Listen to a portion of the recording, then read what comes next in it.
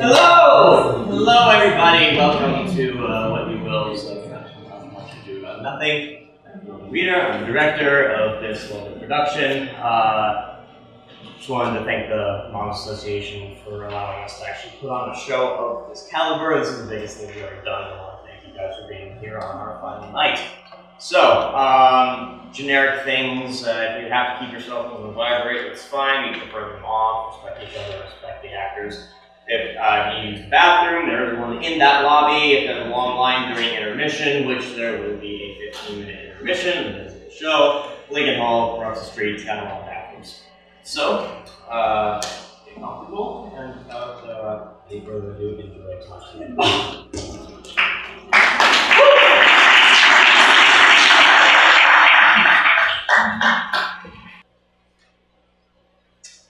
I learned in this letter that Don Pedro of Aragon comes this night to Messina. Well, yes, he's very nearby this. He wasn't 3 leagues off when I left him. How many gentlemen have you lost in this action? But few of any sort, and none of name.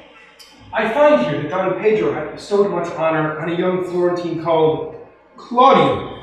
Ah, yes, he hath borne himself beyond the promise of his age, doing in the figure of a lamb, the feats of a lion. I pray you, is Signor Montanto returned from the wars or no? I know none of such name, lady. There was none such of any sort in the army. My cousin means Signor Benedict of Padua. Oh, yeah.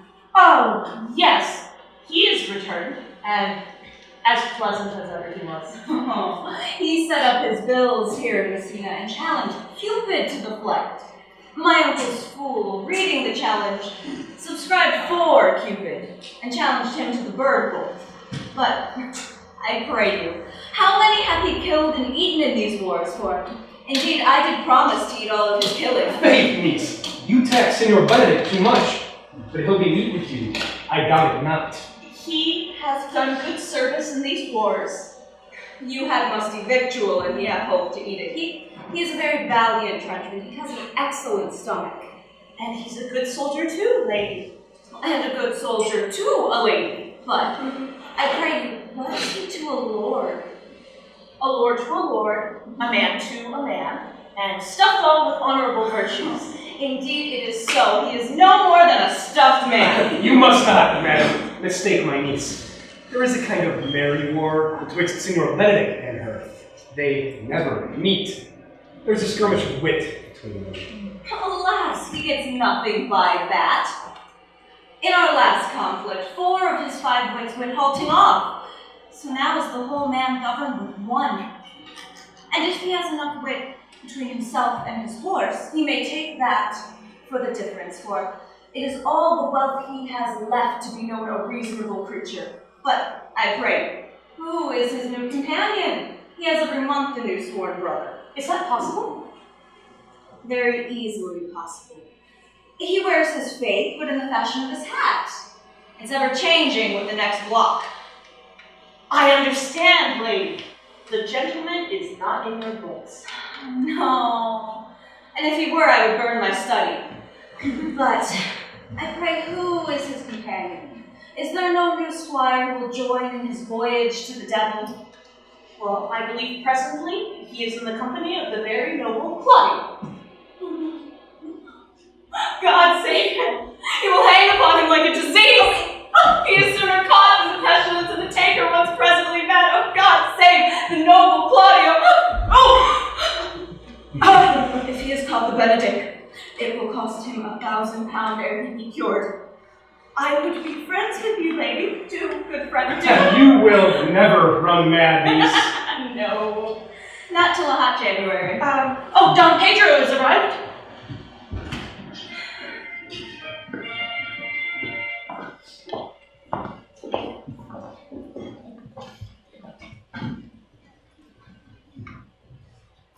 Good Signor Leonardo, you are come to meet your trouble. The fashion of the world is to avoid costs, and you encounter it. Never came trouble to my house in the likeness of your grace.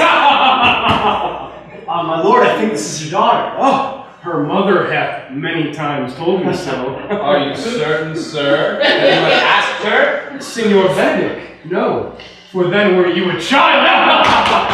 Ah, if she were the daughter of Signor Leonardo, she would not have his head on her shoulder in all of Messina. Be like him as she is. Oh, Senor Benedict!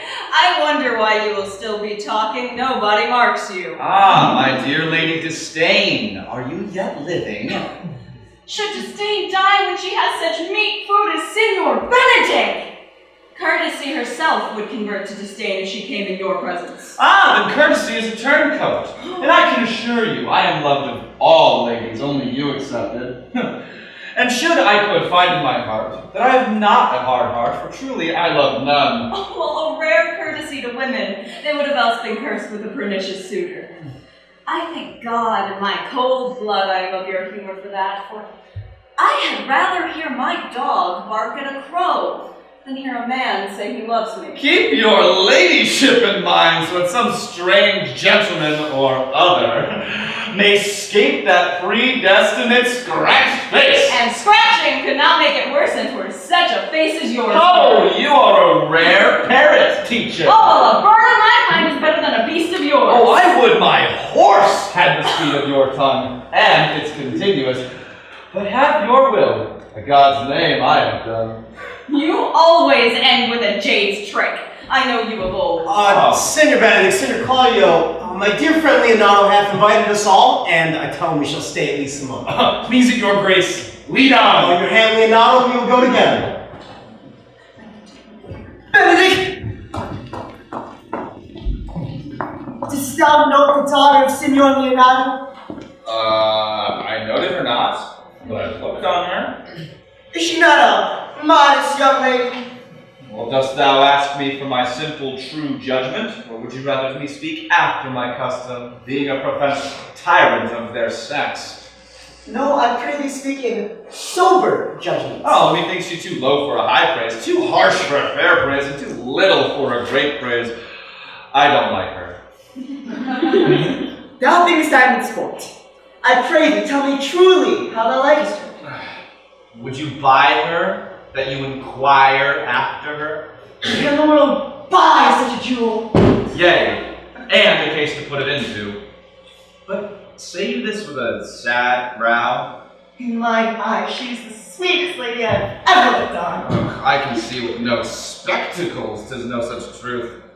There's her cousin, and were she not possessed with such fury, exceeds her much in beauty as the 1st of May doth the last of December. You have no intent to turn a husband, have you? I would scarce trust myself! Though I had sworn the contrary, hero would be my life. It's come to this. Am I never to see a bachelor of 80 ere again? What secret hath held you here to be fallen not to Leonardo's? Oh, my lord, I would constrain to tell thee. I charge thee on my allegiance. He's in love! With who? That, your grace, is your part. Mark how short his answer is. Hero, Leonato's short daughter. This were so word uttered. Amen if you love her, for the lady is very well worthy. You speak this to fetch me in, my lord. Oh, by my troth I speak my thought. And in faith, my lord, I spoke mine. And by my 2 troths and faiths I spoke mine. That I love her, I feel. That she is worthy, I know. That I neither know how she should be loved, nor know how she should be worthy. That is the opinion that fire cannot melt out of me. I will die with it at the stake. Thou wast ever an obstinate heretic in the despite of beauty. That a woman conceived me, I thank her. That she bore me up, I likewise give most humble thanks. But should she have me hang my bugle in some invisible baldric? All women shall pardon me. I will live a bachelor. Well, I shall see thee ere I die look pale with love. In anger, in sickness, and hunger, my lord, not with love. Well, in time, as time shall try, the savage bull doth bear the yoke. Ah, see, the savage bull may, but should the ever-sensible Benedict bear it? Pluck off the bull's horns and place them in my forehead, and have me vilely painted in such grand letters as they write, "Here is good horse for hire." Let them signify under my sign, "Here you may see Benedict, the married man." Benedict, repair to Leonardo's. Commend him to me and tell him I will not fail him, for I know we have made great preparation at supper. Examine your thoughts. And so I leave you.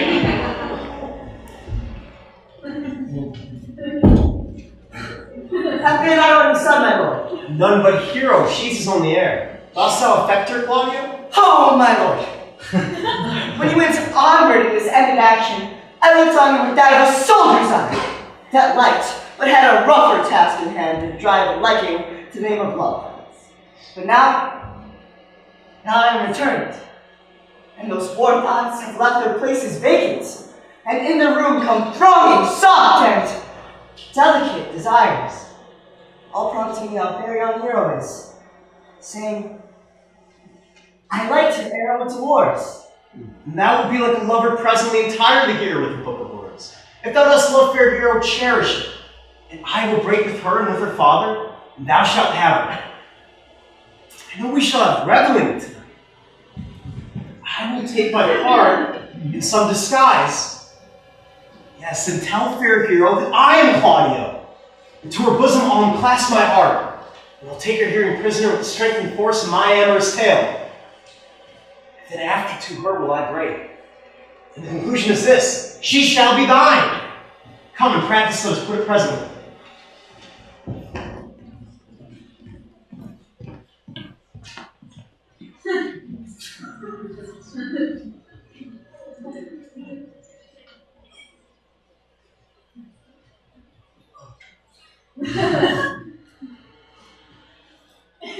What the good year, my lord? Why are you thus out of measure sad? There is no measure in the occasion that breathes. Therefore, the sadness is without limit. You should hear reason. If would I have heard it, what blessing brings it? I cannot hide what I am. I must be sad when I have cause and smile at no man's jests. Eat when I have stomach and wait for no man's leisure. Sleep when I am drowsy and tend on no man's business. Laugh when I am merry and claw no man in his humor. Yeah. But you should not make a full show of this till you may do so without controlment. You have, of late, stood out against your brother, and he hath taken you newly into his grace, whereby it would be impossible for you to take true root, but by the fair weather you make yourself. I had rather be a canker in the hedge than a rose in his grace. And it better fits my blood to be disdainable than to fashion a carriage to rob love from any. In this, though I cannot be said to be a flattering, honest man, it must not be denied. But I am a plain-dealing villain. I am trusted with a muzzle and enfranchised with a club. Therefore, I have decreed not to sing in my cage. If I had my mouth, I would bite.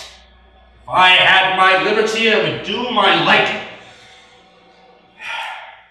In the meantime, let me be that I am. Seek not to alter me. Can you make no use of your discontent? I make all use of it, for I use it only!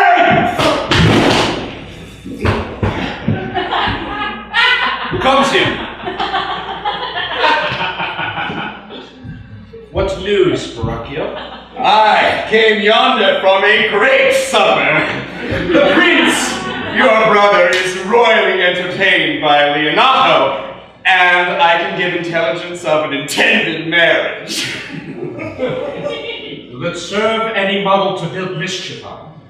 What is he for a fool that betroths himself to unquiet? Marriott is your brother's right hand. Who? The most exquisite.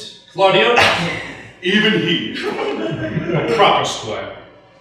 And who? And who? Which way looks he? Marry on Hero, the daughter and heir to Leonato.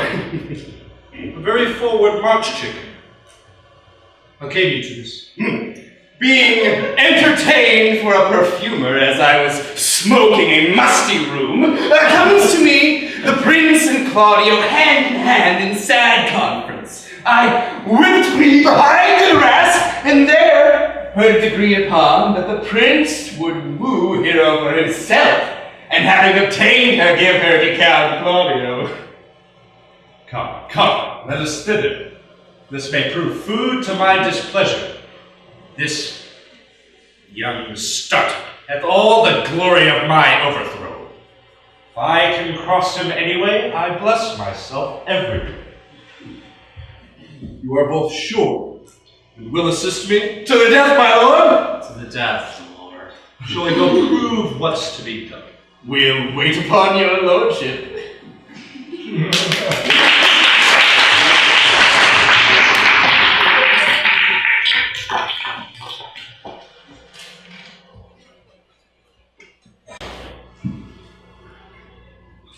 Was not Count John here at supper? Oh, I saw him not. How tartly the gentleman looks. I cannot look on him, but I am heartburned an hour after. Yes, he's of a very melancholy disposition. You know, if we're a perfect gentleman who were made just in the midway between him and Signor Benedict. The first is too silent like an image, and the second, like my lady's eldest son, ever more talented. Then half Signor Benedict's tongue in Count John's mouth, and half Count John's melancholy in Signor Benedict's face. Ha ha ha! And a good leg and a good foot, uncle, and enough money in his purse. Such a man might win any woman in the world. By my trophies, thou wilt never get thee a husband, if thou be so shrewd of thy tongue. Well, I could never endure a husband with a beard. You may light on a husband that hath no beard. Well, and then what would I do with him? What, dress him in my apparel and make him my waiting gentlewoman? No. He that hath a beard is more than a youth, and he that hath none is less than a man. And he that is more than a youth is not for me, and he that is less than a man, well, I'm not for him. Therefore, I will even take 6 pence to the bear ward and lead his apes into hell. Well then, go you into hell. No, but to the gate. And there will the devil meet me, like an old couple with horns on his head, and cry, "Get you to heaven, Beatrice! Get you to heaven! Well- There's no place for you maidens." Daughter, I trust you will be ruled by your father. Yes, it is my cousin's duty to make curtsy and say, "Father," as it please you. And yet, for all that, if you be not a handsome fellow, pray make curtsy again and say, "Father," as it please me. Well, niece, I hope to one day see you fitted with a husband. Not till they make men of some other metal than earth. Daughter, remember what I told you. If the prince do solicit you in that kind, you know your answer. Hear me, hero. If the prince be not wooed in good time, it is the fault of the music. If he finds himself too important, tell him there is a measure in all things, and so dance out the answer. For hear me, wooing, wedding, and repenting is as a Scotch jig, a measure, and a syncopace. The first suit is hot and hasty, like a Scotch jig, as full as fantastical, and the wedding mannerly modest, full of state and ancientry. And then comes repentance, who, with his bad legs, dances out the syncopace faster and faster, till he fall into his grave. Cousin, you apprehend passing shrewdly. I have excellent eyesight, uncle. I can see a church by daylight. The revelers are entering. Make room.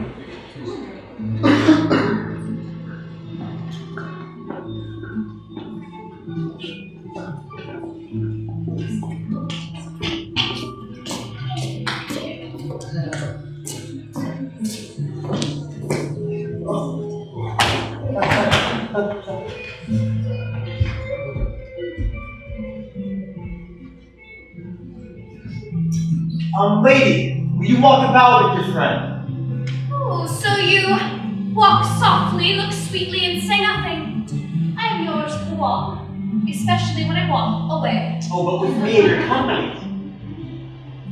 I may say so, when I please. When pleasing you to say so. would I like your favor, for God defend who should be like the case.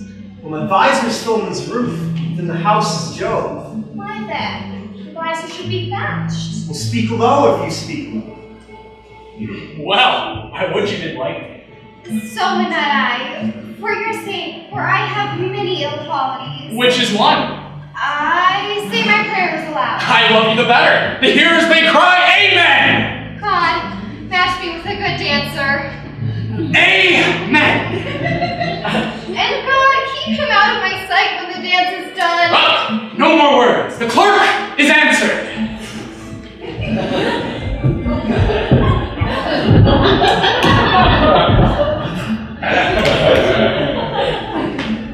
Will you not tell me who told you so? No, you shall pardon me. Nor will you tell me who you are. Not now. That I was disdainful. And that I got my good wit from 100 merry tales. It was Benedict who said so. What's he? I am sure you know him well enough. Not I, believe me. Oh, did he never make you laugh? I pray you, what is he? Why, he is the prince's jester. A very dull fool. And his gift is only in devising impossible slanders. None but libertines delight him in. The commendation is not in his wit, but in his villainy. For he both pleases men and angers them, and they laugh at him, and then they beat him. I'm sure he's here. Well, the next time I see him, I'll tell him you said so. Oh, do. He'll but break a comparison or two on me, which, peradventure not being marked, nor laughed at, will drive the fool into melancholy. Hey, there's a partridge wing saved for the fool will eat no supper that night. No, we must follow the leaders. Every good thing. Sure, my brother is amorous on Hero and had withdrawn her father to break with him about it. Ladies follow her, and but one advisor remains. Oh, and that is Claudio. I know him by his bearing. Are not you, Signor Benedict? You know me well, I am he! Signor, you are very near to my brother in his affection. He is enamored on Hero. I pray you, dissuade him from her. She is no equal for his birth. You may do the part of an honest man in it. How know you he loves her? I heard him swear his affection. Ah, but I swear it too, and that he would marry her tonight. Come, let us to the banquet. Thus, I answer in the name of Benedict, but hear these ill news with the ears of Claudio. 'Tis certainly so. Prince rules for himself. Friendship is constant in all things, save in the office and affairs of love. Therefore, let every heart in love use their own tongues. Let every eye negotiate for itself, and trust no other agent. For beauty is a witch, against whose charm fate melted in the blood. This is an accident of hourly proof, which I mistrusted not. Farewell, therefore, hero. Count Claudio! Yea, the same. Come, will you go with me? Whither? On your business, County. The prince hath your fair hero. I wish you joy of her. Oh, did you think he would have served you thus? I pray you, leave me. Alas, poor fowl, thou art crept in the sedges. Oh, but that Lady Beatrice should know me, and not know me. The prince's fool. I am known by that title because I am married. Yea, I am apt to do myself wrong for it. It is the base, though bitter disposition of Beatrice that the world must give unto her person and put me out of it. I'll have my revenge, be as I may. Signor, where's the Count? Have you seen him? Oh, my lord, I found him here, as melancholy as a lodge in a warren. I think I told him true. that you have won his fair hero. The Lady Beatrice had much quarrel with you. The gentleman that danced with her told me she was much wronged by you. Oh, she misused me with the endurance of a block. She told me, thinking it was not me, that I was the prince's jester, that I was duller than a great dog, huddling jest upon jest with such important conveyance that I stand up like the man on a mark with the whole army shooting at me. She speaks poignance. Her words stab. Were her breath as terrible as her terminations, she would infect the North Star. Oh, look now, here she comes. Oh, come, bid me to serve. Any employment for me? None but desire to good company. Oh, I do not love this dish. I cannot bear my lady time. Lady Beatrice, you have lost the heart of Signor Benedict. 'Tis true, my lord. He lent it me a while, and I gave him good use for it, a double heart, for his single one, Mary. Once before he won it of me with false dice. Therefore your grace may well say I have lost it. You put him down, you put him down. So I would not he should do me, my lord, lest I prove the mother of fools. I have brought Count Claudio, whom you sent me to seek. How now, Count? Wherefore art thou sad? Not sad, my lord. Well, how then, sick? Neither, my lord. The Count is neither sad, nor sick, nor merry, nor well, but a civil Count, as civil as an orange, and something of that jealous complexion. Well, Count Claudio, I have ruled in my name, the fair hero is won. I broke with her father, broke with her father, and his will is obtained. Name the day of marriage, and God give thee joy. Count, take of me my daughter, and with her my fortunes. His grace hath made the match, and grace say amen to it. Speak, Count. 'Tis your cue. Silence is the perfectest herald of joy. I were but little happy if I could say how much. Lady, as you are mine, I am yours. I keep myself onto you and don't upon the exchange. Speak, cousin. Or, if you cannot, stop his mouth with a kiss and let him not neither.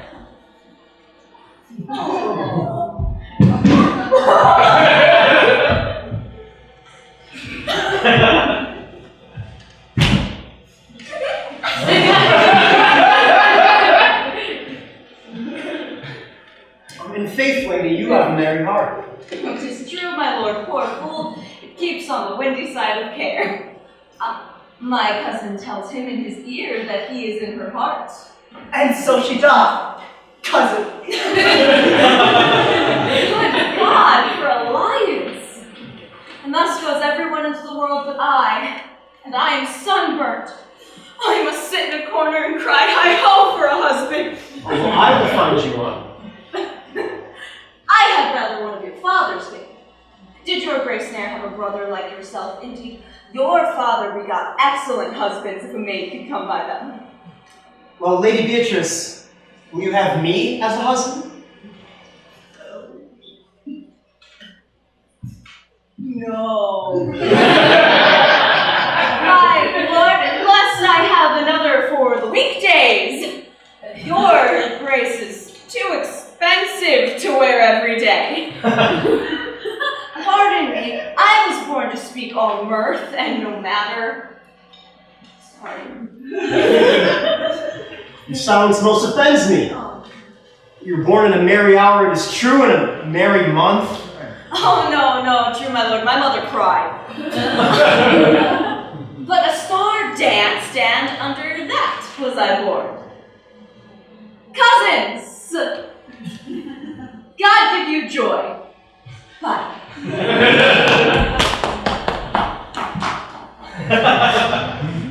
Lady have a merry spirit. There's little of the melancholy element in her, my lord. She is never sad when she sleeps, and I never sad then. I have heard my daughter say she hath often dreamed of unhappiness, and waked herself with laughing. Will she hear tell of her husband? By no means. She mocks all her wooers on sea. She would be a good wife for Benedict. Oh, Lord! My Lord, if they were but a week married, they would talk themselves mad. Claudia, when do you need to go to church? Tomorrow, my lord. Time goes on to love have all its rights. Not till Monday, my dear son, which is hence just 7 nights, and a time too brief, too, to have all things answer my mind. You call me shake your hand and so long with breathing. I warn thee, Claudia, time will not go jolly by us. In the interim, I will undertake one of Hercules' labors, to bring Lady Beatrice and Senator Benedict into a mountain of affection, one with the other. It will not be easy, but I ask the 3 of your assistance. My lord, I am for you, though it cost me 10 nights' watchings. And I, my lord. And you, gentle hero? Any good office, my lord, to help my cousin find a good husband. If we succeed, Cupid will no longer be the archer. His glory will be ours, for we are the only love gods. Come with me and I will tell you my drift.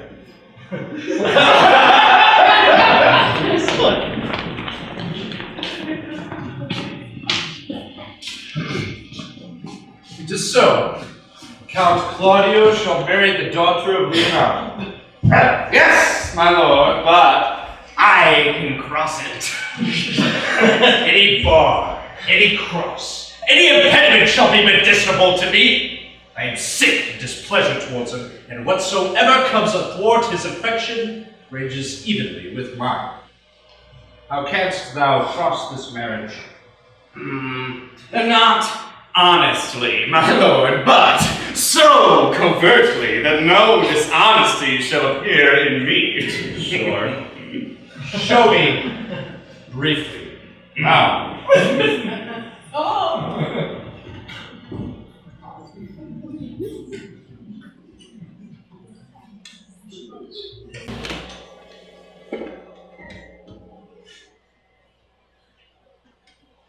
I do very much wonder, seeing as how one man may act himself a fool when he dictates his behaviors in love, will, though he laughs at such shallow follies in others, become the object of his own scorn by failing in love.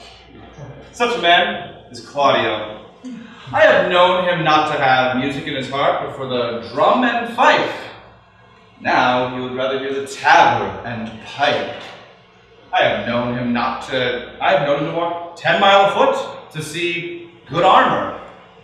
Now he would rather lie 10 nights awake, carving the fashion of a new doublet. He used to speak of plain and purpose like an honest man and a soldier. He has since turned orthography. His words are a fantastical banquet, so many strange dishes. Ugh. Have I been so converted as to not see it with mine eyes? I know not. I think not. But I will not be sworn. For love may make an oyster of me. But I will take my oath on this. Until he hath made an oyster of me, I will not be made a fool of by him. One woman is wise, yet I am well. Another virtuous, yet I am well. Another fair, yet I am well. Yet until all 3 graces come into one woman, not one woman shall come into my good grace. Oh, she'll be rich, that's for certain. Wise, or I'll none. Virtuous, or I'll never cheapen her. Fair, or I'll never look on her. Mild, or I'll not go near her. Noble, for not I an angel. A good musician, of excellent discourse, and her hair be whatever color that please God. Come, shall we hear this music? Yea, my good lord! The prince and Monsieur love. I shall hide here in the arbor. Come, shall we hear this music? Yea, my good lord! See where Benedict hath hid himself? Oh, very well, my lord. The music ended, we'll hit the kickbox with a penguin. Come, Balthazar, we'll hear that song again. Oh, Oh, good my lord, tax not so good a voice to slander music any more than once. Pray thee come, or if thou wilt hold longer argument, do to notes. Note this before my notes. There's not a note of mine that's worth the noting. The very crotchet said speaks. Notes, forsooth, and nothing. Divine air, a horn for my money when all's done. Sigh no more, lady, sigh no more. Men were deceivers ever, one foot in sea and one on shore. To one thing constant never, then sigh not so, but let them go. And be you blithe and body, converting all your sounds of woe into hey, nani, nani. Sing no more ditties, sing no more of dump so dull and heavy the fraud of man was ever so. Since summer first was leaving, then sigh not so, but let them go.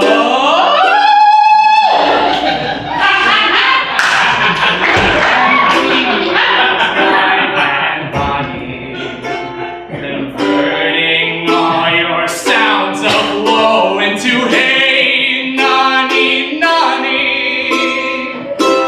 Hey, nani, nani. Hey, nani, nani.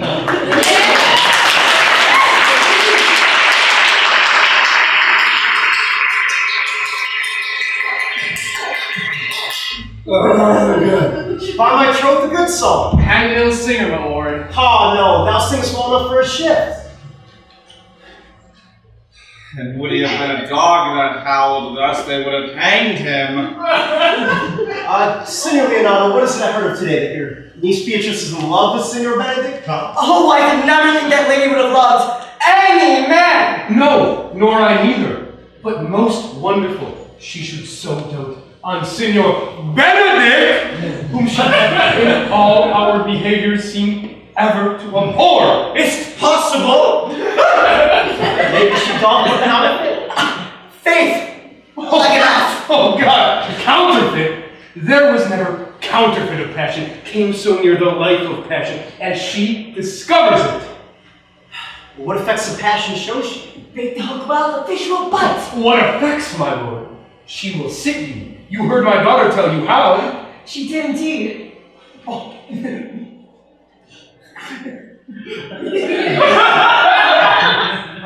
Well, you amaze me. I would have thought her spirit invincible to all assaults of effect. I would have sworn it had, my lord, especially against Senor Benedict! I should think this a go, but the bearded fellow speaks it. Has she made her affection known to Senor Benedict? No, and swears she never will. That's her torment. She'll be up 20 times a night, and there will she sit in her smock, till she have written a sheet of paper. And then down upon her knees she falls, weeps, sobs, beats her heart, tears her hair, face, curses. Oh, sweet Benedict, God give me patience. She does indeed! My daughter says so. The ecstasy hath so much overborne her. My daughter is sometimes afeared she will do a desperate outrage to herself. It is very true. Well, we're good that Benedict knew of it. To what end? You would make but a sport of it and torment before they get worse. I am very sorry for her. I pray you tell Benedict of it and hear what he will say. Very good thing. Hero thinks she will surely die, because she says she will die if you love her not. Ere she will die if she make her love known. Ere she will die if you woo her. Well, if she should make tender of her love, I am afraid he'll scorn it, for the man, as you know, hath a contemptible spirit. I do love Benedict well, but I wish he would modestly examine himself to see how he is unworthy so good a lady. My lord, dinner is served. Will you walk? If he does not dote on her upon this, I will never trust my expectation. With the same that respect for her that her daughter and gentlewoman may carry. Call Beatrice, send him to dinner.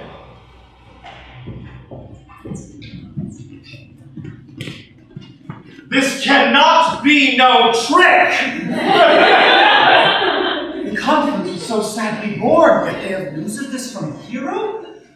Oh, it seems her affections have their, full bent.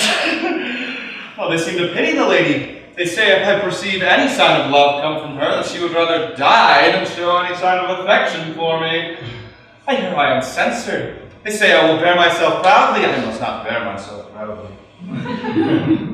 This must be requited. I am not ready to marry. Oh, they say the lady is fair. 'Tis so. I can bear them witness. And virtuous. 'Tis so. I cannot reprove it. And wise, but for loving me. Which is no great argument for her wit, nor any great argument for her folly, for I will be horribly in love with her. Yes, I may have some odd quirks and remnants of wit broken on me, for so long did I rail against the idea of marriage, but doth not the appetite alter? They say a man loves his meat in his youth and cannot endure at his age. Shall quips and sentences and paper bullets of the brain awe a man from the career of his humor? No. No, the world must be peopled. I did think that when I said I would live a bachelor, I did not think I would live to see myself be married. Oh, here comes Beatrice. I do swear I see some signs of love in her.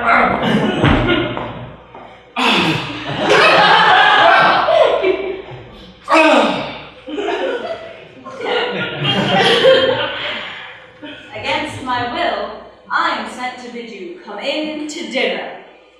Ah, my lady Beatrice, I thank you for your pains. I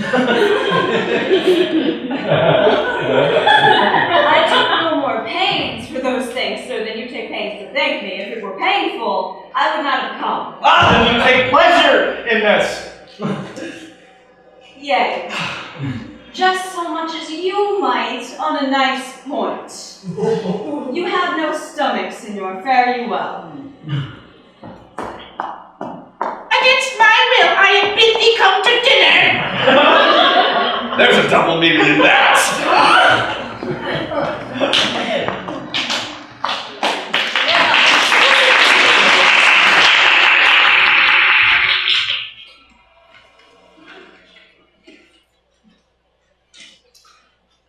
But are you sure that Benedict loves Beatrice so entirely?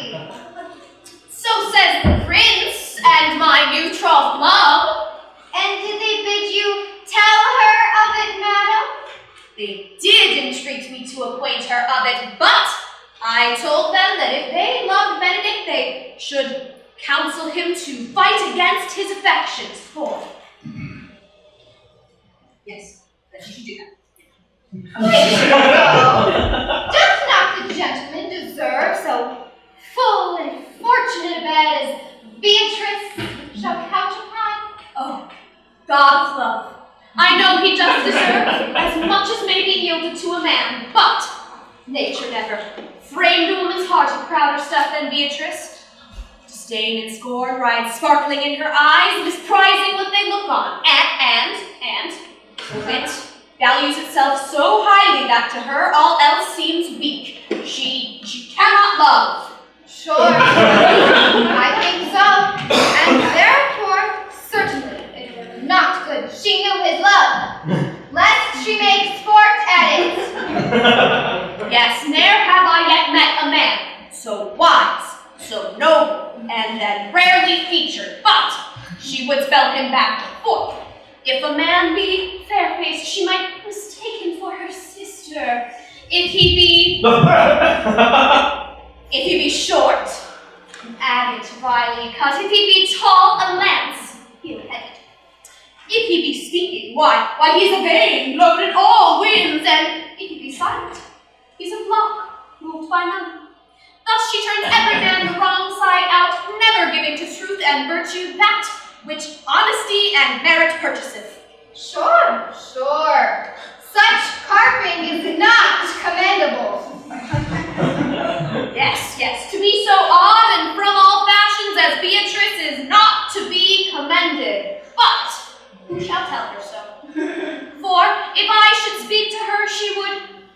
knock me into air, laugh me out of myself, press me to death with wit. Therefore, like Benedict, like covered fire, consume away in sighs, waste inwardly. Such is bad death and to die with mocks, which is as bad death as to die with tickling. Yet tell her of it, hear what she will say. No! Rather! I shall go to Benedict and counsel him to wrestle against his passions, and I shall concoct some honest slander to stain my cousin with. Yes, no one knows how much a word may poison liking. Oh, do not do your cousin such a wrong. She cannot be one without true judgment, having so swift and excellent a wit as she is known to have, to refuse so rare a gentleman as Signor Benedict. Yes, no man rarer in all of Italy, save my fair Claudio. When are you to be married, madam? Why, every day tomorrow. She's lying. I warned you. We caught her, madam. And if it be so, then loving goes by haps. Some cupids kill with arrows, some with traps.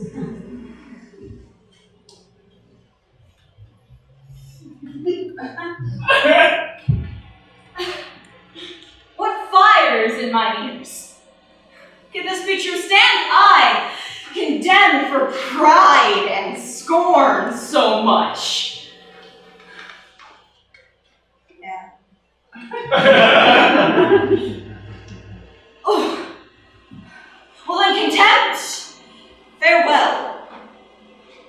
Maiden pride, adieu. No glory lives in the back of such. And Benedict! Love on. I will quite be taming my wild heart to thy loving hand.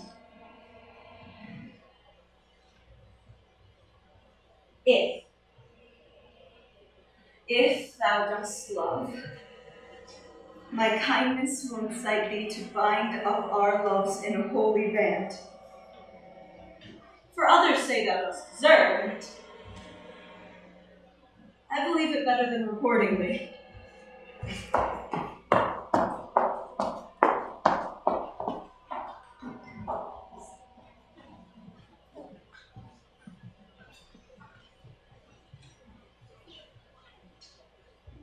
My lord and brother, Come see. Good day, brother. if your leisure served, I would speak with you. In private? If it please you, yet Count Claudio may hear, for what I would speak of concerns him. Well, what's the matter? Means your lordship to be married tomorrow. Well, you know he does. I know not that, when he knows what I know. If there be any impediment, I pray you discover it. You may think I love you not. Let that appear hereafter, and aim better at me by that I now will manifest. For my brother, I think he holds you well, and in dearness of heart hath hope to effect your ensuing marriage. Well, what's- Surely suit ill spent and labor ill bestowed. Well, what's the matter? I came hither to tell you the lady is disloyal. Who, hero? Even she, your hero, Leonardo's hero, every man's hero? Disloyal? The word is too good to paint out her wickedness. I could say she were worse. Think you of a worse title, and I will fit her to it. Whether not till further warrant.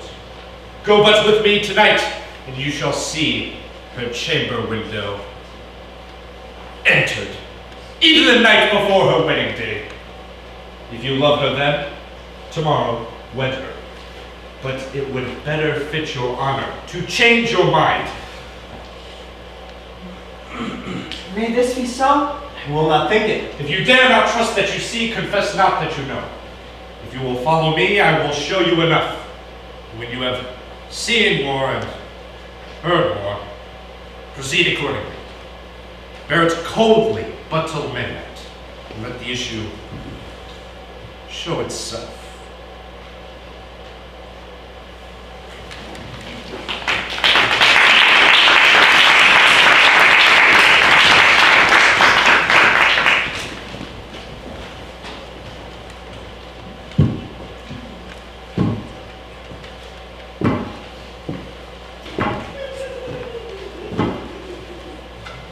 Are you a good man and true?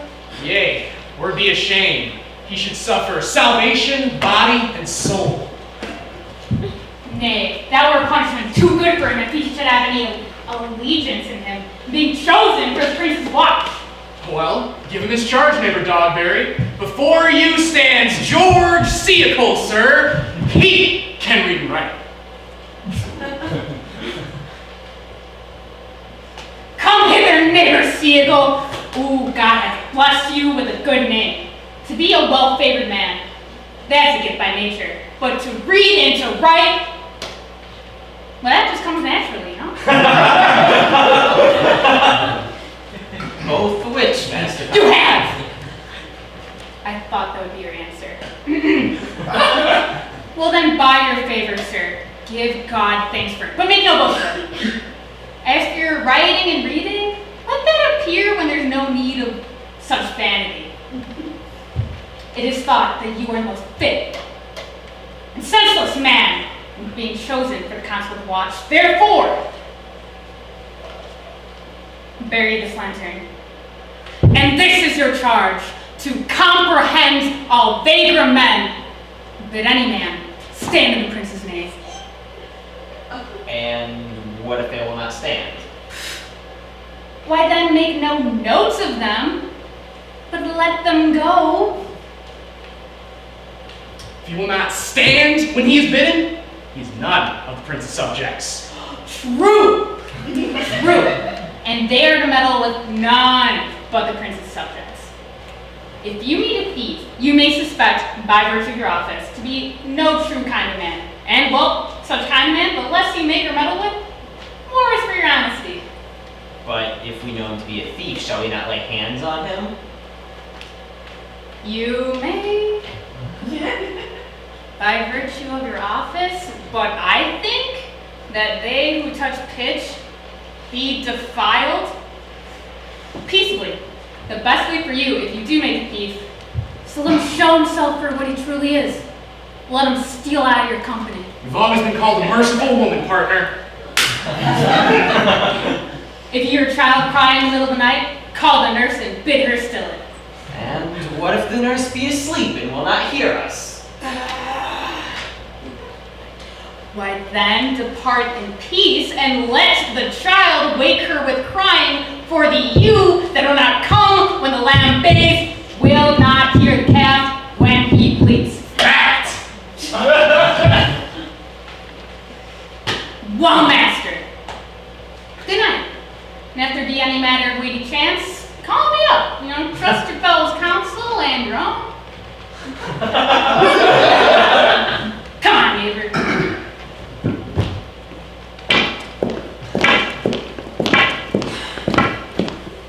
Well, hear my charge. I shall stand here on the church bench till 2, and then to bed. One word more. I pray you, look upon the door of Signor Leonardo, for tomorrow there be the wedding, and tonight much great coil. Yep. Adieu. Be ever vigilant. I beseech you.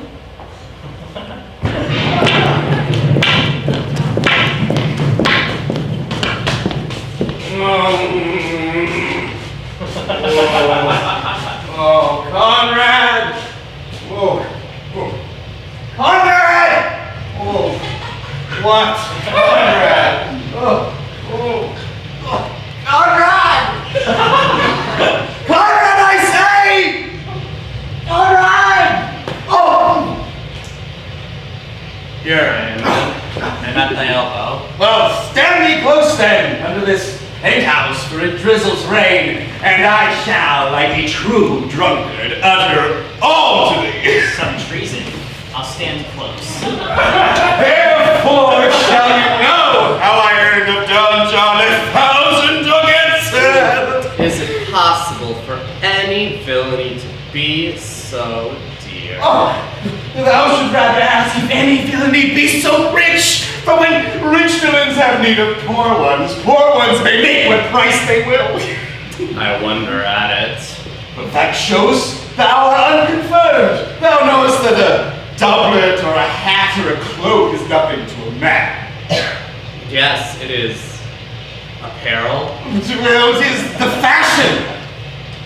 Yes, the fashion is the fashion. Tush, tush, I may as well say a fool is a fool. Seest thou not what a deformed thief this fashion is?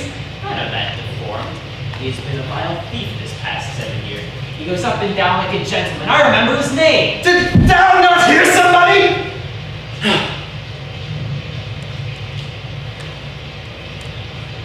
No. 'Twas the vein on the house. But art not thou thyself giddy with the fashion, for thou hast turned out of thy tale into telling me of the fashion? Sure, no, not so neither, for know that tonight I have wooed Margaret, the Lady Hero's gentlewoman, by the name of Hero. And first I shall tell thee how the Prince, Claudio, and my master, planted and possessed and placed by my master Don John, saw afar in the orchard this amiable encounter. And thought that Margaret was Hero? Oh, Claudio went away enraged, swore he would, as appointed, to the temple the next morning, and shame her in front of the whole congregation with what he saw overnight, and send her home again without a husband. I charge you! In the prince's name, stand!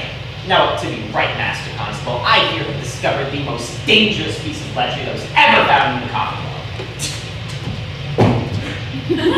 Master! I warrant you, Master? never speak.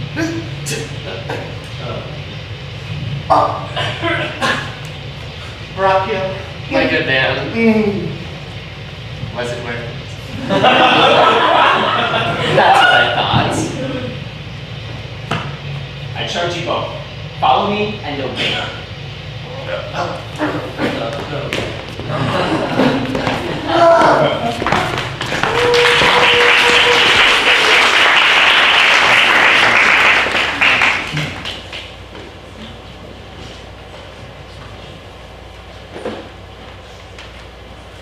I've sent for my Lady Beatrice, and she will soon come hither. Troth, I think your other Roboto were better. Why, no, Meg, oh, we're done with this. By my troth, it's not so good. I warrant your cousin will say so. Oh, well, my cousin is a fool, and thou art another. Oh, we're none but this. I like the new attire with an excellent weave. If the hair were a thought grounder, and your gowns in most rare fashion. In faith, I saw the Duchess of Milan's gown that they praise so. That exceeds, they say. By my troth, 'tis but a nightgown and lighted doors, cloth of gold and cuts, laced with silver, set with pearls, down sleeves, side sleeves, and skirts, round underborne with a bluish tinsel. But for a fine, quaint, graceful, and excellent fashion, yours is worth 10 on. Oh, God give me joy to wear it. My heart is exceeding heavy. Will be heavier soon by the weight of a man. Oh, fie! Thou not ashamed. What, lady? Speaking honorably, is not marriage honorable in a beggar? Is not the Lord honorable without marriage? I think you would have me say, saving your reverence, a husband. But ill thinking, do not trust true speaking. I'll offend no one. Is there any harm in the heavier for a husband? None, I think, and therefore, if it be the right husband and the right wife, then it's light and not heavy. Ask my Lady Beatrice, else here she comes. Oh,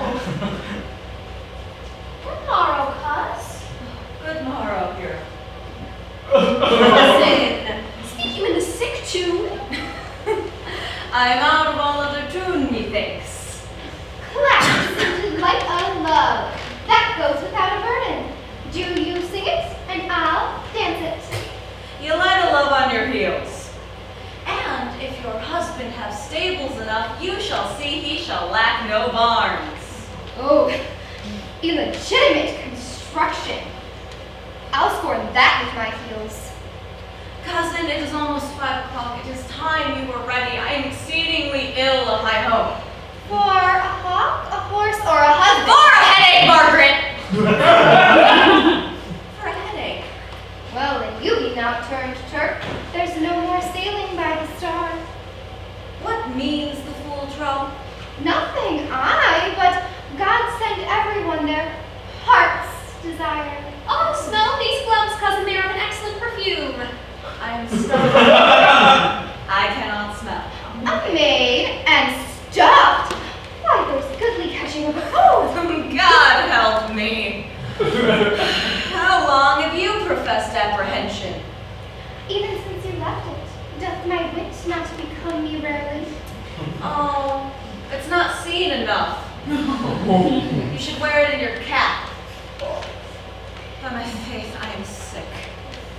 Oh, get you some of this distilled Cardus Benedictus and lay it to your heart. It is the only thing for a crown. Oh, fie! Thou hast pricked her with a thistle. Benedictus! Why, Benedictus? You have some moral in this Benedictus. Moral, by my troth! I have no moral meaning. I meant plain, holy thistle. You may think perchance that I think that you are in love. Nay, byre lady, I am not such a fool to think what I list, nor to list what I think, nor to think what I cannot think. If I would think my heart out of thinking that you are in love, or that you will be in love, or that you can be in love. Yet Benedict was such another, and now he has become a man. He swore he would never marry, and yet now, in despite of his heart, he eats his meat without grudging. Now I know not how you may be converted, but methinks you look with your eyes as other women do. What pace is this that thy tongue keeps? Not a false gallop. Yet, madam, now withdraw. The prince, the count, Signor Benedict, and all the gallants of the town will soon be come to fetch you to church. Come with me, because the Meg, come help me dress. With her. Come to, it's my wedding.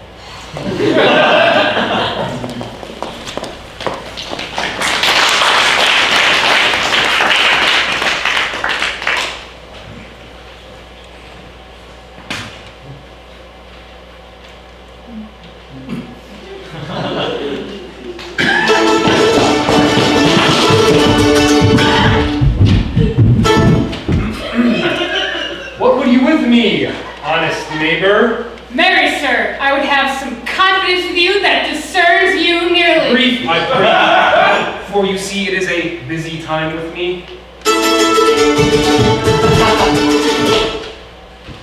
Marry, sir, that it is, sir. Yes, in truth it is. What is it, my good friend? One word, sir. Our boss, sir, has comprehended two, not one, two. Suspicious persons that we this morning would have examined before your worship. Take their examination yourself and bring it me. I am now in great haste, as it may appear unto you.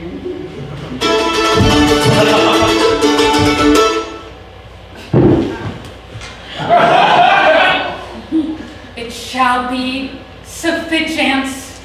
Drink some wine, there you go. There you go. My lord, they say for you to give your daughter to her husband. I'll wait upon them. I'm ready.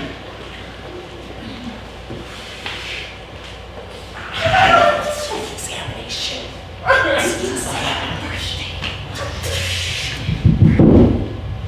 Go, good partner, go. Get thee to George Siegel. Bid him bring his pen and inkhorn and meet us at the jail. We are now to examination these men! And we must do it wisely! We will spare for no wits. I warrant thee, this brings some of them to not come. Just get the learned writer to set down or excommunicate There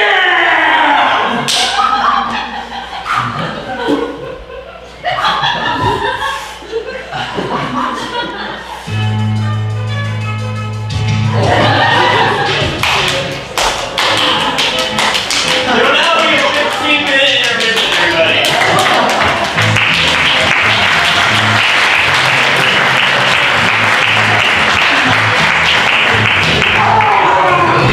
Okay, fine.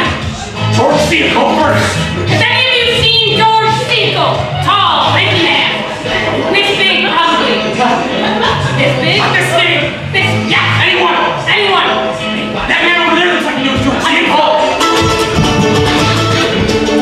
Hello, sir. Hello. You seen George Steele? Yes. Black hair, yeah. He's like that. He's like that big. He's got black hair. He points to that head. Not this head. Over there. Get fired. All right, go. Hello, ma'am. We were pointing in this direction for George Steele. Do you know where he is? Where? You see him? You see him? Black hair. Over there. You went over there. Hello, sir. Hello, sir. Have you seen George Steele? Yes. Where? Where is he? Over there. Oh, sir. You see George Steele? I didn't even see George Steele. He's like really skinny. He's like really tall too. Skinny black hair. Not this. Not this. Yeah. This is horrible. We gotta get out.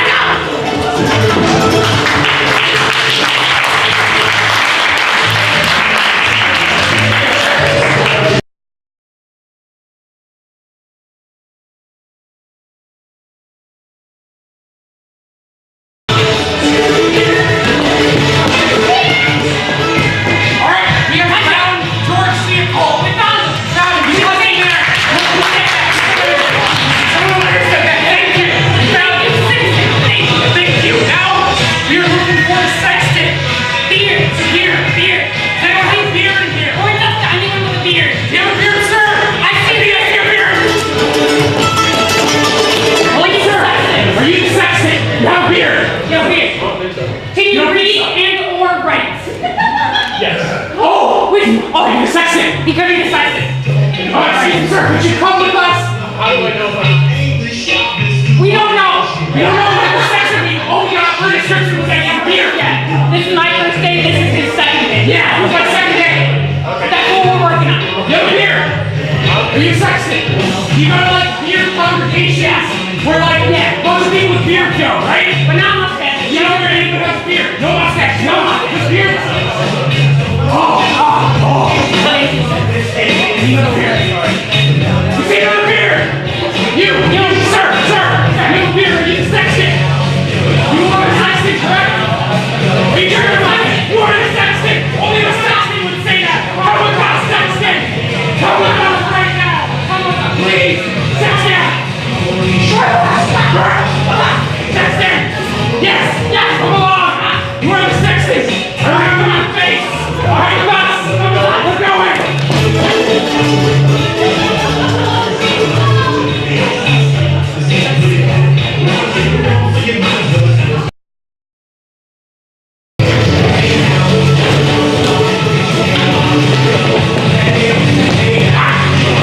That was not the sexton. They're still looking for the sexton. Beard. I think black hair, like this big. Yeah, like this big. This big. They look like a sexton. Yeah. Anyone. Please help me. And over there, he's got a beard. I beard him.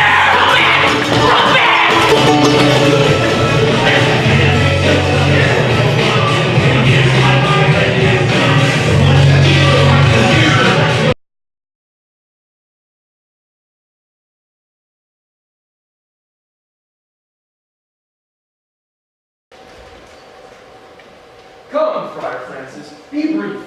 Only to the plain form of marriage, and you shall recover your particular duties afterwards. You come hither, my lord, to marry this lady. No. To be married to her. Friar, you come to marry her. Lady, you come hither to be married to this count. I do. If either of you know of any inward impediment as to why you should not be conjoined, charge you on your souls to utter it. Know you any hero? Not mine. Know you any, Count? I dare make his answer, none. Oh, what men dare do, what men may do, what men daily do, not knowing what they do. Ha! Interjections! I know something of laughter. Stand thee by, friend.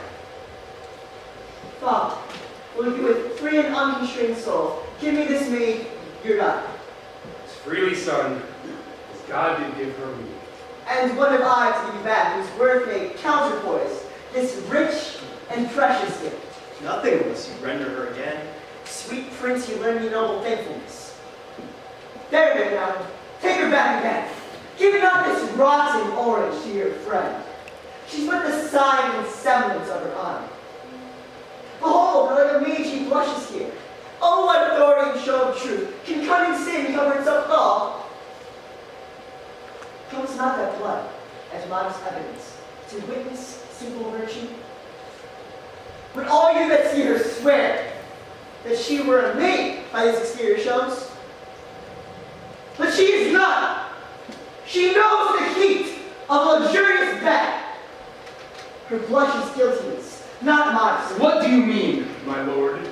Not to be married, not to make my soul to approve wanting. Dear my lord, if you, in your own proof, have vanquished the resistance of her youth and made defeat of her virginity. No, Leonardo, no! I never tempted you with word too large, but as a brother to a sister showed bashful sincerity and common love. And seemed I ever otherwise to you? Out on thee see, I'll write against it. But you seem to me as dean in an orb, as chaste as the bud airly blown. But you are more intemperate in your blood than Venus, or those pampered animals that rage in savage sensuality. Is my word well that he does speak so wide? Sweet prince, why speak not you? Why should I speak? I stand here dishonored that have gone about to link my dear friend to a common stale.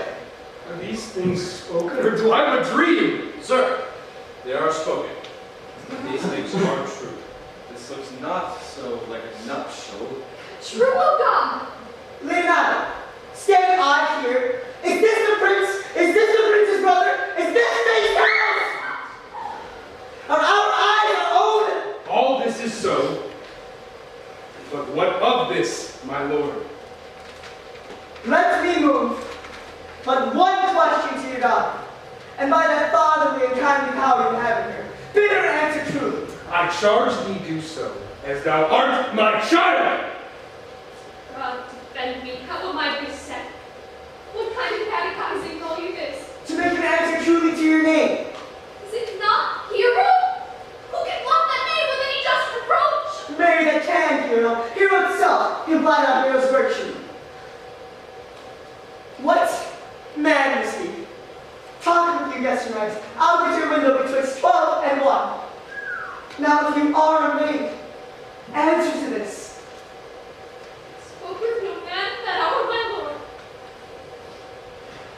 You are no maiden. You know, I'm sorry you have to hear, but myself, my brother, and this grieved account did see her, did hear her speak with the ruffian at her chamber window last night, who indeed, like the most liberal villain, confessed to violent encounters they have had 1,000 times in secret. Fine. They are not to be named, not to be spoken of. There's not chastity enough in language without offense to utter them. Thus, pretty lady, I am sorry that I watched this government. Hero. What a hero astounding. If half thy outward graces were placed upon thy thoughts and counsels of their heart. But fare thee well, most foul, most fair. Farewell, thou pure empire, and empire's pure. For thee, I lock up all gates of love, and on my eyelids shall conjecture hang, turning all thoughts of beauty into harm. Never shall it be more gracious. And no man's dagger, hero point for me! Now, cousin, we're forcing you down. Come, let us go. These things come thus to light, smother her spirits up. How about the lady? Dead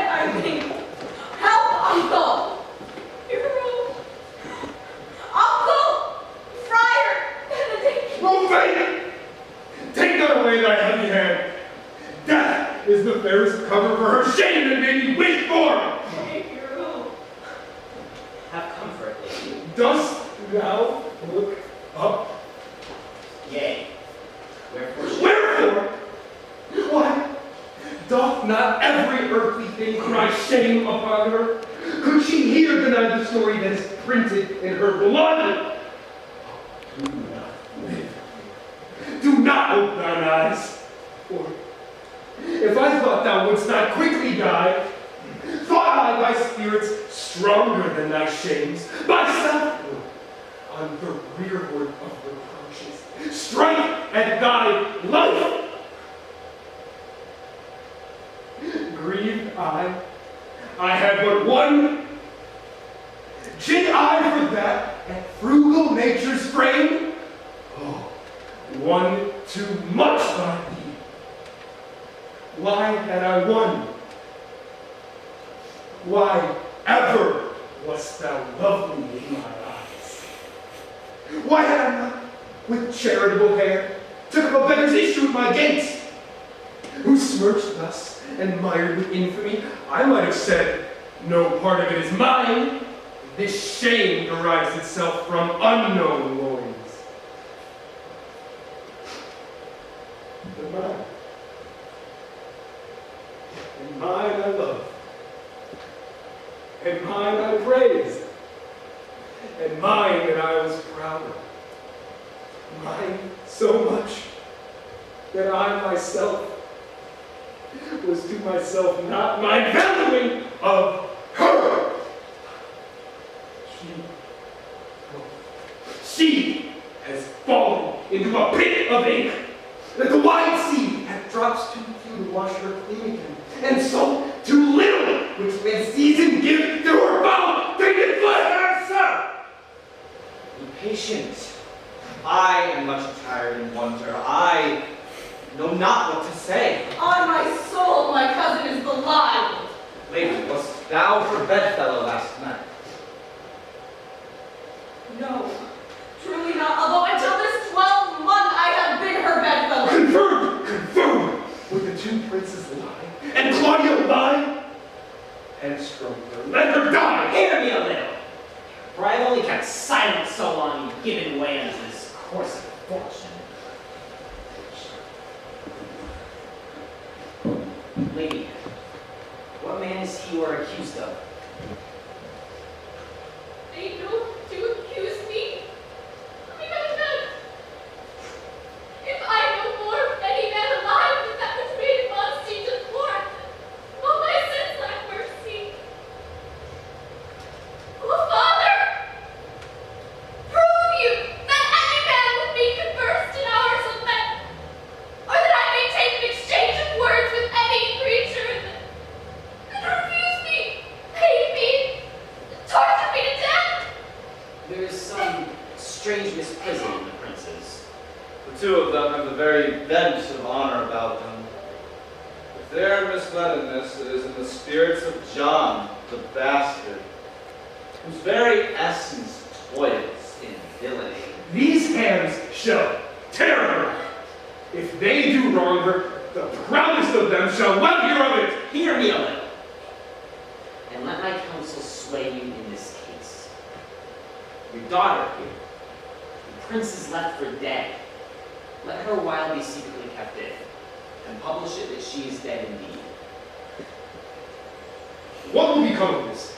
What will this do? Her dying, as it must still be maintained upon the instant that she was accused, shall be lamented, pitied, and excused of every hearer. So will it fare with Claudia.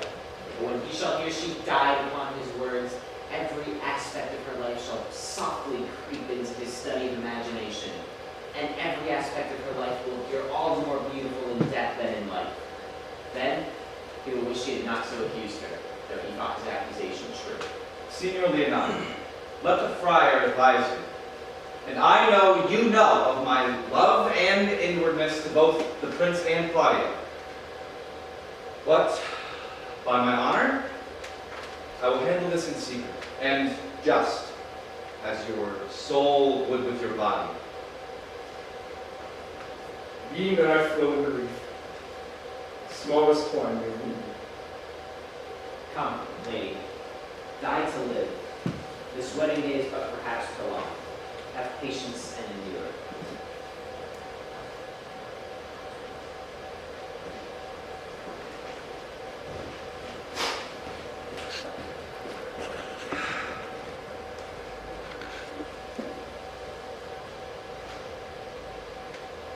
Lady Beatrice, hast thou wept all this while?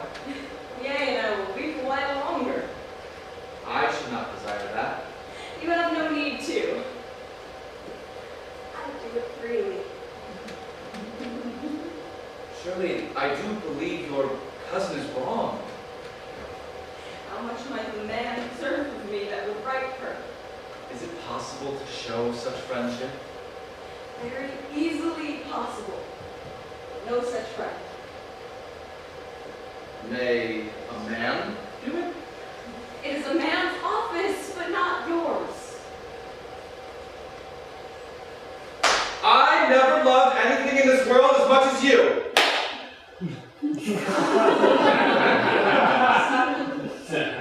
Is that not strange?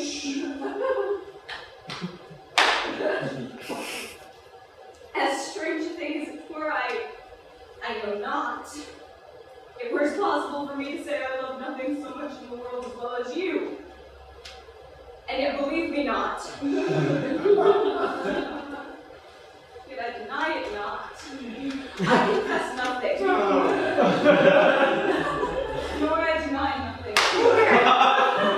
I'm sorry for my cousin. I swear by my sword, Beatrice, thou lovest me. Do not swear and eat it. I will swear that you love me, and I will make a man eat it that says, I love not you. Will you not eat your word? With no sauce. That will be defined to it.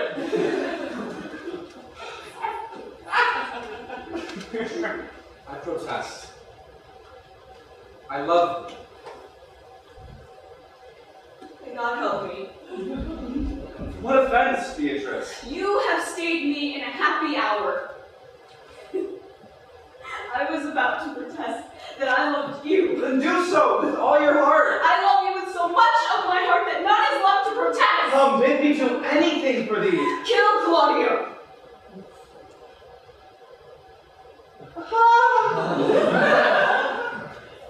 For not the wide world, You kill me to deny it, fare you well. Terry, Beatrice. Nay, I am gone while I am here. There is no love in you. Let me go. Beatrice. I pray, let me go. We'll be friends first. You would sooner be friends with me than fight with my enemies. Is Claudio thine enemy? Is he not approved in the height of villain? That has slandered, scorned, dishonored my kinswoman, oh, that I were a man. What? Bear her in hands till they come to take hands. And then, with public accusation, unmitigated rigor, uncovered slander, I were better eat his heart in the marketplace. Terry, Beatrice. Talk with a man out of a window, a proper saying. Hear me, Beatrice. Sweet hero.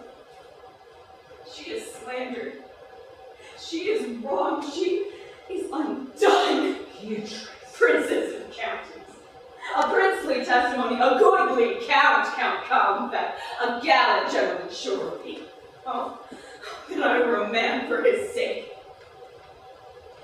Or that I had a friend would be a man for my sake. But manhood is melted into courtesies, valor into compliment, and men are only turned in tongue, and trim ones too. He is now as valiant as Hercules, that only tells a lie and swears it. If I cannot be made a man with wishing, I will die a woman with grieving. Beatrice, by this hand, I love you. Use it for my love some other way than swearing. Think it in your soul that Claudio hath wronged Hero? As sure as I have a thought or a soul! Enough! I will challenge you.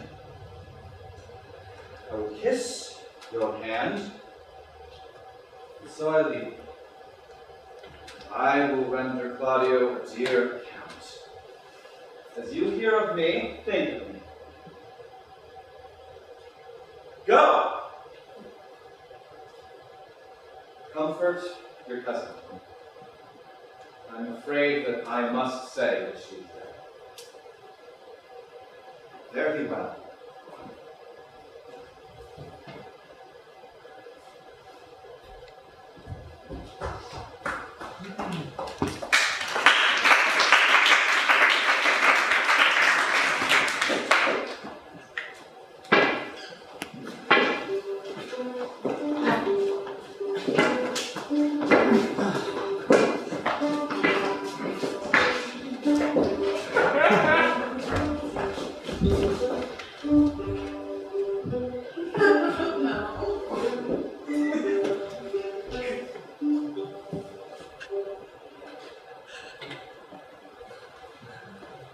Is our whole assembly here? Oh, a stool and a cushion for the sexton. Which be the malefactors? Very that I am and my partner. Mary! Bring them before me. What is your name? Friend? Boracchio. Great. Write down Bor-A-E. I can spell. Okay. And yours, Sarah. I am a gentleman. Oh, my name is Conrad. Great. Write down Master, Gentleman, Conrad.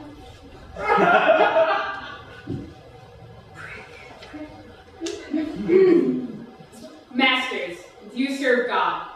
Yea, sir, we hope. Pray write down they hope to serve God, but write down God first, for God defends, but God should come before such villains. Masters, it is proved already that you are little more than false knaves. How answer you for yourselves? Marry, sir, we say we are none. Marvelously witty fellow. But I will come about with him. Come you hither, Sirrah. Word in your ear. I say to you, it is thought you are false knaves. Sir, I say to you, we are none. Stand aside for God. For they are both in a tale. Free write down they are none. Master Constable, you go not the way of the examination. You must call forth the watch that is their accuser. Mary, that is the Ephus way. Bring the watch forth. I command you, sir, in the prince's name, accuse these men. This man said, sir, that Don John, the prince's brother, was a villain. Free right down Prince John and villain. Why, that is flat perjury to call the prince's brother a villain. Master Constable. Peace. I pray thee. I do not like thy look. Heard you couldn't say else. Mary, that he received 1,000 ducats of Don John for accusing the lady Hero wrongfully. Flat further is everywhere committed. By mass it has. What else, fellow? And that Count Claudio did mean upon his words to disgrace Hero before the entire assembly, and not marry her. Oh, villain. Thou shalt be condemned into everlasting redemption for this. What else? That is all. And this is more matter than you can deny. Prince John was this morning secretly stolen away.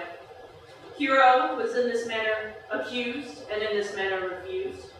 Upon the grief of this, suddenly died. Master Constable, have these men be bound and brought to Leonatus. I will go before and give him their examination. Come, let them be opinions. Let them be in the hands of justice. Constable. Oh, God, my life, where's the sexton? break him right down. The prince's officer's costume.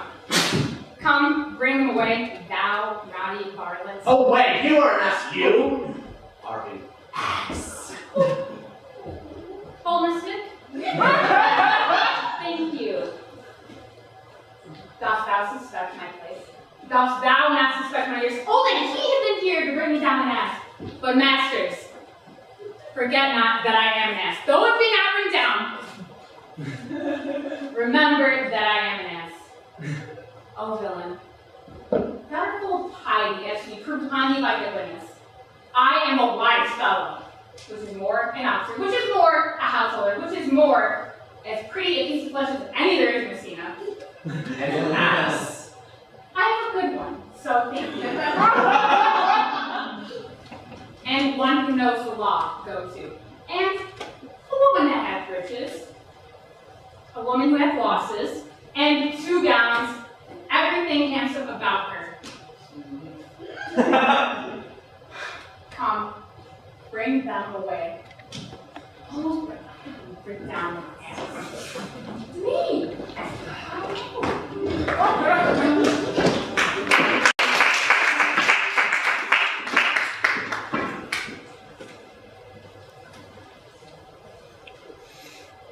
See, here comes the man we went to see. Now, senor, what news? Good day, my lords. Welcome, senor. You were come to part almost afraid. We had like to have had our 2 noses snapped off by 2 old men without teeth. You not known his brother. Had we fought them, I doubt we would have been together with them. There is no honor in false quarrel. I come to see you both. And we have been up and down to seek for thee. Here we are high with melancholy, and would fain have beaten away. Wouldst thou use thy wits? It is in my scabbard, shall I draw it? Toss thou word thy whip by thy side. Never any did so, though very many have been beside their wits. As I'm an honest man, he looks pale. Art thou sick or angry? Ha! May I have a whisper in your ear? You are a villain! I jest not! I will make right how you dare, when you dare, and with what you dare. Do me right, or I will protest thy cowardice. You have killed a sweet and innocent lady, and her death shall fall heavy on you. Fare thee well, boy. You know my mind. I will leave you now to your gossip like humor. You break bonds as braggarts do their blades, and think God hurt not. My lord, for your many courtesies, I thank you. I must discontinue your company. Your brother, John the Bastard, has fled Messina. You amongst you have killed a sweet and innocent lady. And for my lord Blackbeard there, he and I shall meet. And until then, peace be with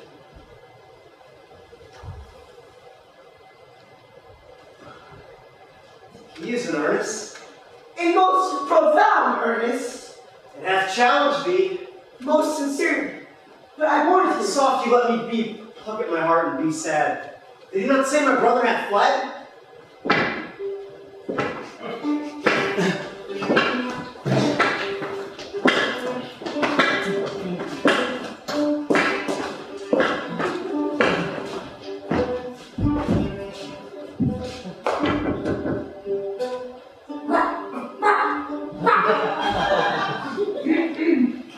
Come you, sir. Justice cannot tame you. Then she shall never weigh any more reason in her balance. And you be a cursed hypocrite once. You must be looked on to. How now 2 of my brother's men in Rockville one? Hearken after their offense, my lord. What offense have these men committed, officer? Marry, sir, they have committed false report. Furthermore, spoken untruths. Secondarily, they are slanderers. 6th and lastly, a lady. Thirdly, they have verified unjust things, and to conclude, they are lying knaves. First, I ask you why they are committed. Thirdly, I ask, what's their offense? And sixth and lastly, what you lay to their charge. Who have you offended, masters? You are thus bound to your answer. This learned constable is too cunning to be understood. What's your offense? I have deceived even your very eyes. What your wisdoms could not discover, these shallow fools have brought to light, and overheard me confess to this man how my master, Don John, your brother, incensed me to slander the lady hero. How you were brought to the orchard and saw me court Margaret in hero's garments, and how you shamed her when you should marry her. The lady is dead on my master's false accusations, and briefly, I require nothing more than the reward of the villain. Runs not this speech like iron through your blood? I have drunk poison while he's uttered it. Did my brother set thee to this? Yea, they richly for the practice of it. He's composed and frame of villainy. Sweet hero, now thy image doth appear in the very semblance that I loved at first. Come, bring them away. By this time, the section has reformed, Senior Leonardo of the matter. But masters, when the time and place do specify, remember that I am an ass. Here comes Senor Leonardo. Which is the villain? Let me see his eyes that, when I know another man like him, I may avoid him. Which of these is he? If you would know your wrong, look on me. Art thou the slave that with thy breath hast killed mine innocent child? Yea, even I alone. No, not so then. Thou beliest thyself. Here stand a pair of honorable men.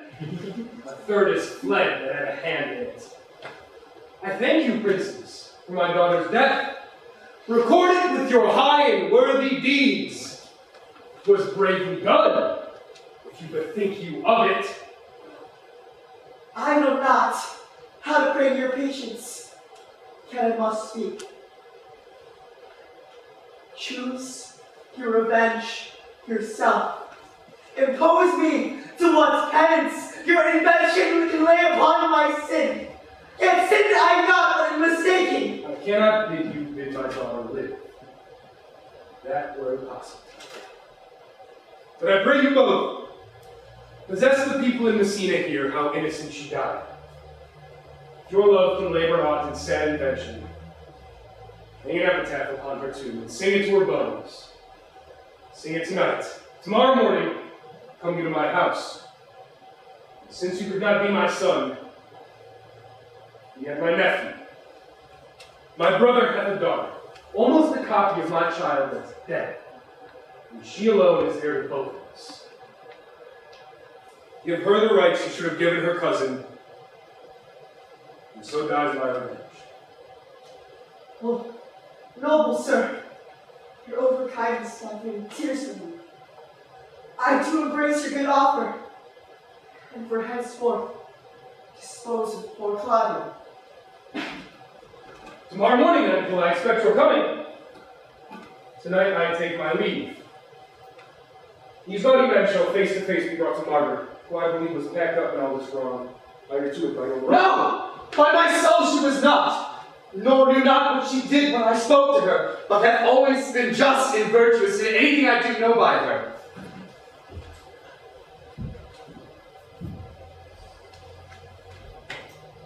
Marry, sir. Now, this be under neither black nor white, but this plaintiff, the offender,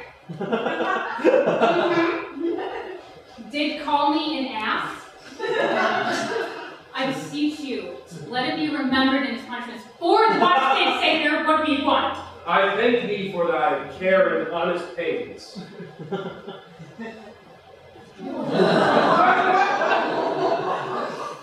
Thy worship speaks like the most thankful and reverent youth.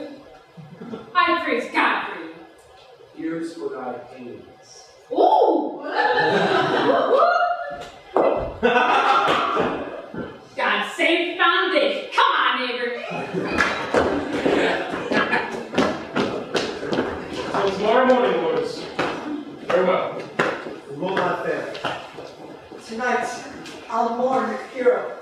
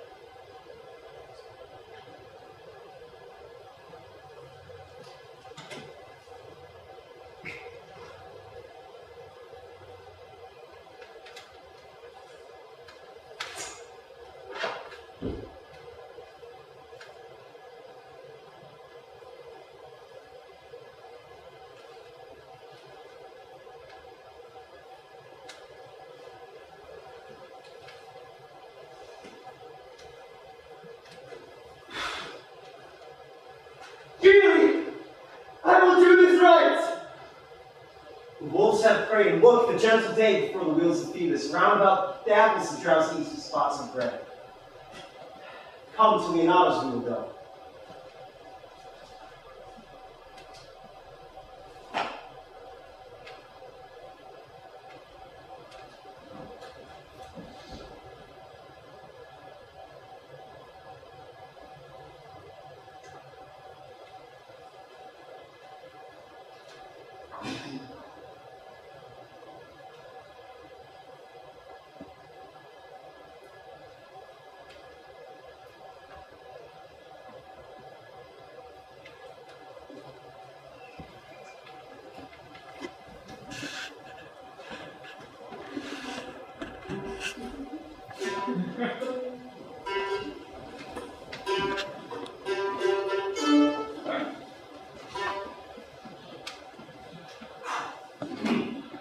The gods above sits above, it knows me, it knows,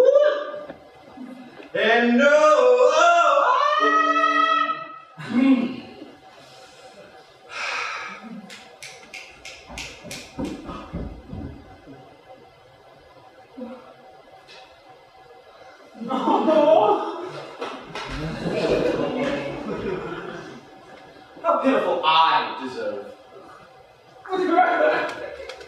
I mean in singing, but in loving. Leander, the great swimmer. Troilus, the first employer of panders. And a whole book full of quantum carpet mangers whose names run ever so smoothly in the even road of a blank verse. They never so truly toiled over and over as my poor self in love. Mary. I could never find a rhyme for her. I could never find a rhyme for lady, but baby, an innocent rhyme. Nor scorn, but for horn, a hard rhyme, very ominous endings. Nor school, but for fool. A babbling rhyme. No, I was not born on a rhyming planet, nor could my skills woo at the festival. Ah, sweet Beatrice! Wouldst thou come when I called thee? Yea, sir, and depart when you bid me. Ah, but stay till then. Oh, that is spoken very well.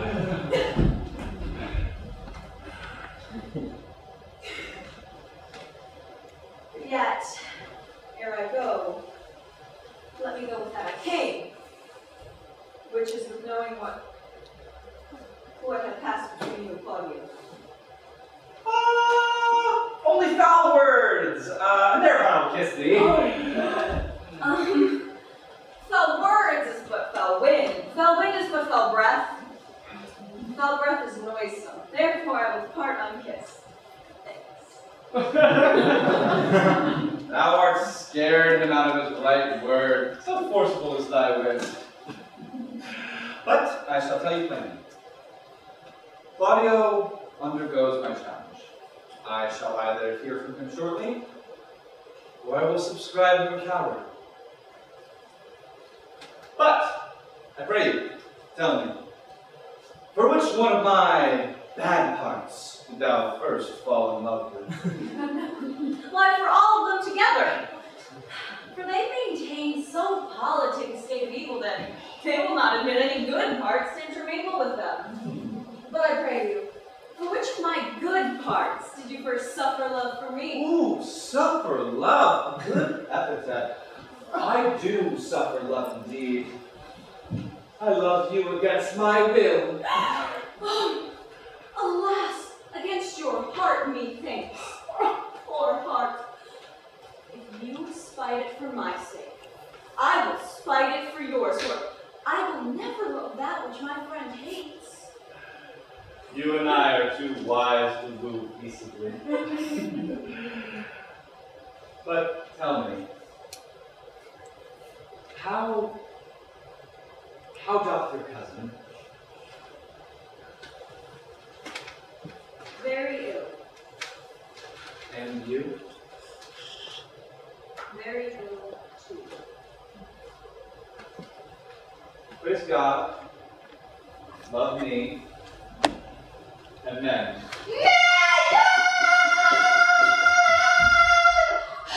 You must come to your uncle, yonder so coolly home. It is proved that my lady and her husband falsely accused. The prince and Claudio mightily abused, and Don John, the author of his oath, is fed and gone. Will you come presently? Senor, will you go to hear this news?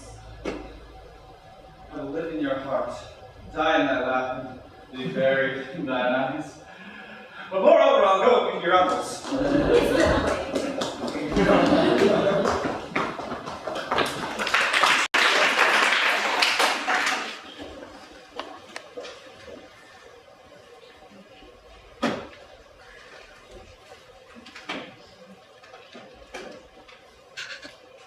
Did I not tell you she was innocent? So were the prince and Claudio who accused her. I am glad that all things sort so well. Yea, and be it by faith, I am forced to bring Claudio a reckoning for it. Well, daughter, and you gentlewomen all, withdraw to a chamber by yourselves. When I send for you, come hither masked. The prince and Claudio promised by this hour to visit you.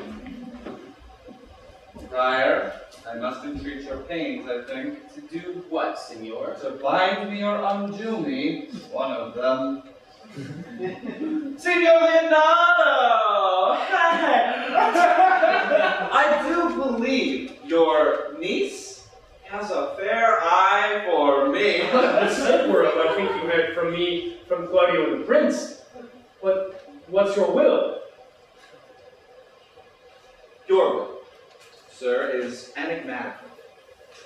My will? My will is for your goodwill to be conjoined with ours on this honorable day of marriage? For which, friar, I shall require your help. My heart is with your liking. And my help. Look, here come the prince and Claudio. Good morrow to this fair assembly. Good morrow, prince!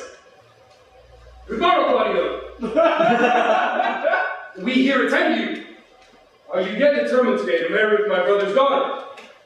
Call her forth. Here's the friar ready.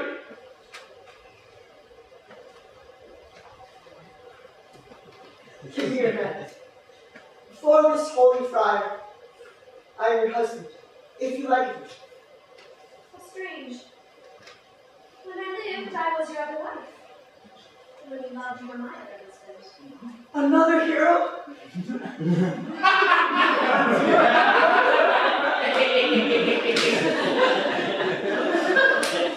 Nothing, sir.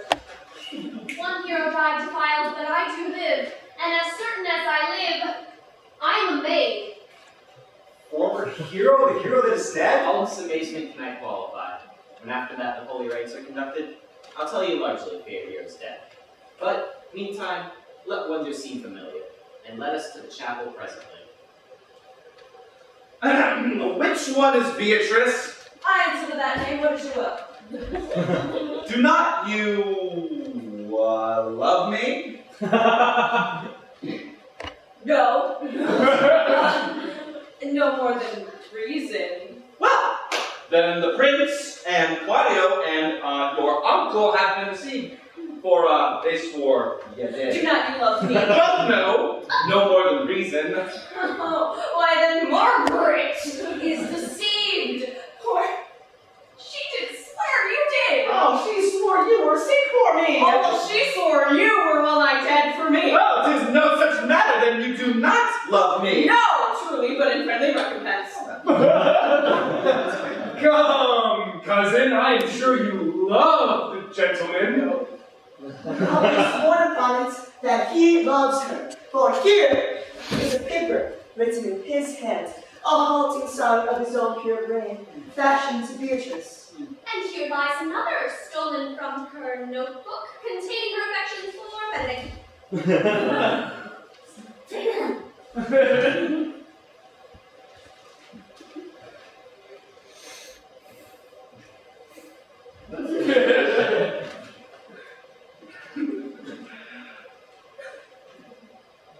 It is a miracle.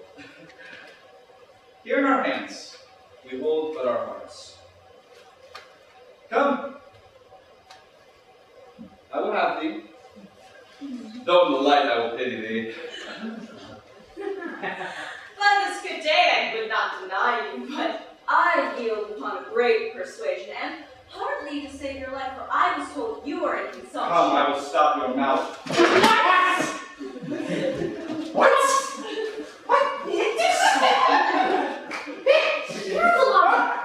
Hide! The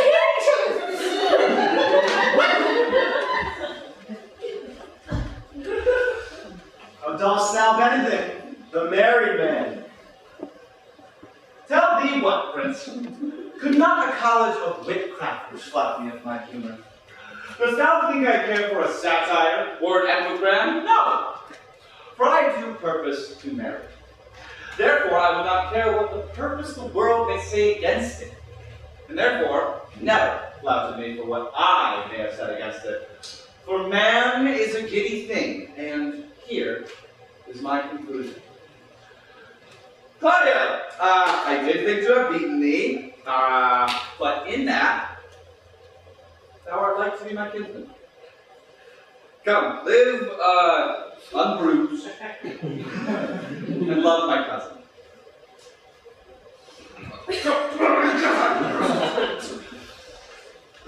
Come, let us be friends. Eric, let us have a dance, for we be married. Let us lighten our hearts and our wives' heels. Thou art sad, Prince. Get thee a wife. Get thee a wife. For there is not a staff so reverend as one tipped with horn. My lord! Your brother John has been taken in flight and brought by armed men back to the sea, and we must go. Oh, think not on him till tomorrow, at which point I'll come up with some grave punishment for him. Strike up, Piper.